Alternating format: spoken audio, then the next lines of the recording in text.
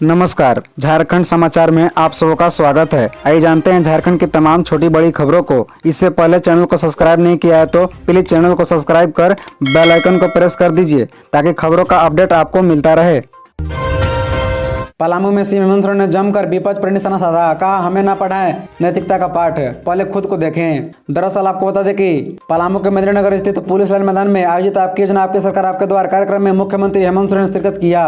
इस मौके पर उन्होंने विपक्ष पर जमकर निशाना साधा। कहा, आपने गुजरात मॉडल देखा, वहाँ मोरबी का पुल टूटा, 100 से अधिक लोग काल के गाल में समा गए, वहाँ भाजपा की साठगांठ की वजह से ऐसा हुआ है। ऊपर से नीचे तक सब मिले हुए थे और ये हमें नैतिकता सिखा रहे हैं। कहा कि हमें न सिखाए नैतिकता का पाठ, पहले अपने गिरेबान में झांके। कहा कि अपना काला मुंह छिपाने के लिए ये अब इधर उधर छापे का खेल खेल रहे हैं। उन्होंने कहा कि हमारी सरकार गरीबों की आंसू पोंछने का काम कर रही है, इसलिए मुझे सजा दिया जा रहा है। राजनीतिक तौर पर जमीन से कटे हुए और हारे हुए लोगों को पार्टी ने संवैधानिक संस्थाओं की आड़ में डराने का काम कर रही है, लेकिन मैं डरने वाला नहीं हूँ। भाजपा की हर कृत्य जो आदिवासी के साथ हो रहा है उसका जवाब 2019 में जनता दी थी और आगे भी जनता देगी। उन्होंने भाजपा पर हमला बोलते हुए अपने कार्यकाल में हुए योजनाओं में गड़बड़ी का जिक्र किया और कहा कि पूर्व की सरकार 20 वर्षों तक झारखंड की भोली भाली जनता को ठगने और लूटने का काम किया है।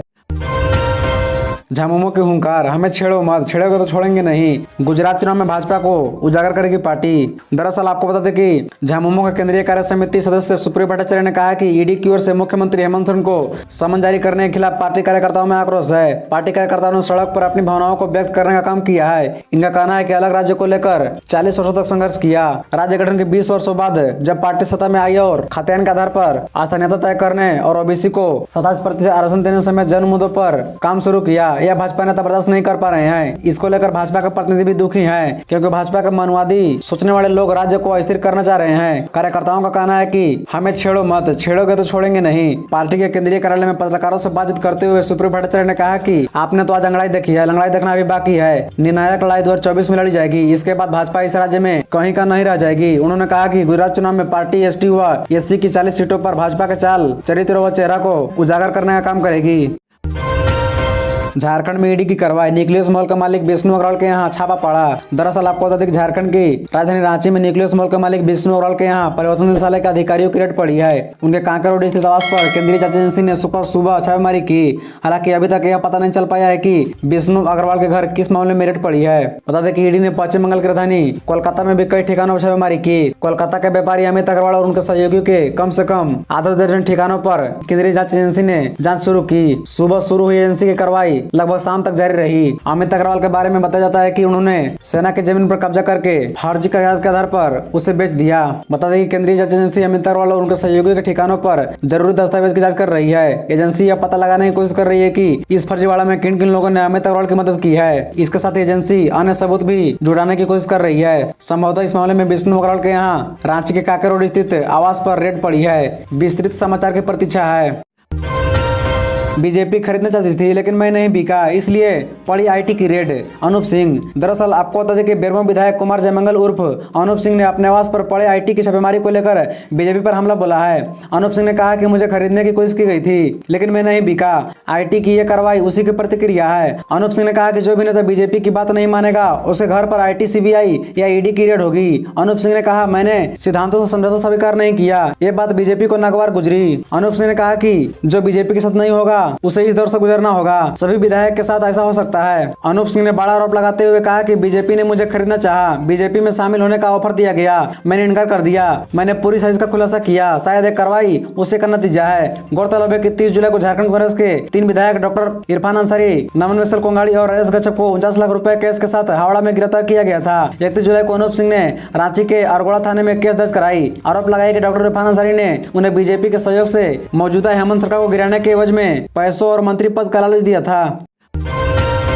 हेमंत सोरेन बताएं, शिबू सोरेन जब जेल में गए थे तब केंद्र और राज्य में किसकी सरकार थी? बाबूलाल का सवाल। दरअसल आपको बता दें, झारखंड के मुख्यमंत्री हेमंत सोरेन को परिवर्तन निदेशालय ने खनन घोटाला मामले में नोटिस जारी किया तो झारखंड मुक्ति मोर्चा के कार्यकारी अध्यक्ष ने केंद्र सरकार पर केंद्रीय राज्य एजेंसियों के दुरुपयोग का आरोप लगाया। उन्होंने आदिवासी मुख्यमंत्री को परेशान करने का आरोप लगाया। भारतीय जनता पार्टी पर आरोप लगाया कि विपक्ष उनकी सरकार को अस्थिर करने की कोशिश कर रहा है। मुख्यमंत्री हेमंत सोरेन के आरोपों पर झारखंड के प्रथम मुख्यमंत्री बाबूलाल मरांडी ने पलटवार किया है। झारखंड विधानसभा के भाजपा के नेता बाबूलाल मरांडी ने प्रदेश के मुखिया हेमंत सोरेन उनसे पूछा कि जब शिबू सोरेन जेल में गए थे तब केंद्र और राज्य में किसकी सरकार थी। श्री मरांडी ने हेमंत सोरेन के आरोपों को तथ्यहीन और निराधार बताते हुए कहा कि हेमंत सोरेन को खुद इस सवाल का जवाब देना चाहिए। उन्होंने कहा कि जांच एजेंसियां अपना काम करता है, एजेंसियों पर न तो किसी का दबाव है न ही प्रभाव। बाबूलाल मरांडी ने ट्वीट करके यह बात शुक्र को कही। उन्होंने कहा कि लोकतंत्र में सत्ता और विपक्ष दो पहिए होते हैं, तभी लोकतंत्र की गाड़ी ठीक चलती है। उन्होंने कहा कि सत्ता पक्ष सरकार चलाती है और विपक्ष उससे रचनात्मक सहयोग करता है। अगर सत्ता में बैठे लोग अपने रास्ते से भटक जाए तो विपक्ष की नैतिक जिम्मेदारी है कि वो सत्ता में बैठे लोगों को सही राह दिखाने की कोशिश करे। शर्मनाक, भाजपा की गाड़ियों में बैठकर छापेमारी कर रही ED IT CBI, Hemant Soren.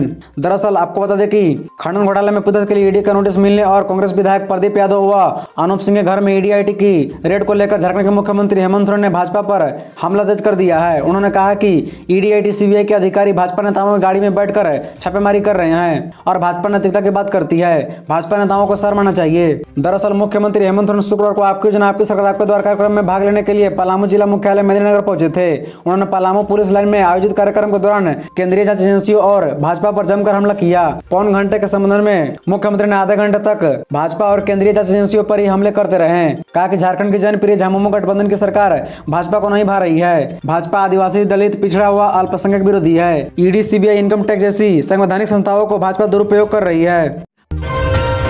रघुवर दास ने हेमंत सोरेन की तुलना लालू प्रसाद से की। ऐसा करने पर बताया अहंकारी। दरअसल आपको बता दें कि झारखंड के पूर्व मुख्यमंत्री और भाजपा के राष्ट्रीय उपाध्यक्ष रघुवर दास के मुताबिक हेमंत सोरेन राजद प्रमुख लालू प्रसाद जैसे हैं। ईडी के समन के बाद मुख्यमंत्री हेमंत सोरेन ने मुख्यमंत्री आवास के सामने जो कहा वो उनके डर, अहम और अहंकार को दर्शाता है। इसी तरह के अहंकार कभी लालू यादव बिहार में भरा करते थे। उनका क्या नतीजा हुआ यह किसी से छिपा नहीं है। जब मुख्यमंत्री ने कोई गलत काम नहीं किया तो उन्हें डर किस बात की है। एक तरफ वो संवैधानिक संस्था ईडी को सार्वजनिक रूप से धमका रहे हैं, दूसरी तरफ वो संस्था से 3 सप्ताह का समय भी मांग रहे हैं। रघुवर ने कहा कि जब वे भ्रष्टाचार में लिप्त ऐसे नेताओं पर कानून का शिकंजा कसता है तब वो संवैधानिक संस्थाओं को धमकाने का काम करते हैं। लेकिन मुख्यमंत्री हेमंत सोरेन भूल रहे हैं कि हमारे देश में लोकतंत्र है, राजतंत्र नहीं। कानून को कानून की तरह काम करने देना चाहिए। बेहतर तो ये होता कि ईडी के मुख्यमंत्री को धमकाने के बजाय उसके सामने जाकर अपना पक्ष रखते। इसी तरह नेशनल हेराल्ड मामले में सोनिया गांधी और राहुल गांधी सहित पूरी कांग्रेस पार्टी हो हल्ला मचा रही थी। आखिरकार सोनिया गांधी और राहुल गांधी को कानून के सामने जाना ही पड़ा।